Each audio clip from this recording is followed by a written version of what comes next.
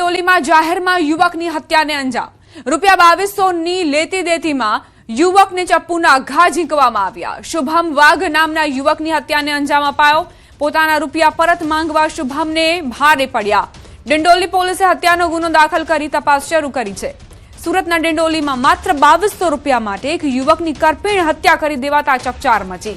शुभम नामना युवक ने मौत ने घाट उतारी देवामां आव्यो. काम पे गया था, उनके पास पैसा मांगने गया था, तो उनका सुबह में कुछ हुआ था, क्या मालूम, फिर वो शाम को मिले तो मांगने गया था, तो उन्होंने ये कर दिया. किससे पैसा मांग रहा था आपका? जिसके पास से लेने का था उसके पास. कौन था वो? अभी मैं नहीं देखा ना वो कौन था. तो कब घटना बनी? 9 साढ़े 9 बजे की. क्या कहना चाहोगे?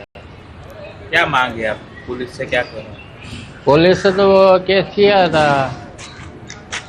फिर अभी वो उन्होंने कुछ ये किया नहीं, उसका पूरा आगे ये नहीं फिरा. ખેડા જિલ્લાના ચાંદણા ગામમાં સગીર વયની દીકરી સાથે લાંબા સમયથી ચાલતા ગંભીર શોષણ અને બ્લેકમેલિંગના કેસમાં ચોંકાવનારો ખુલાસો થયો.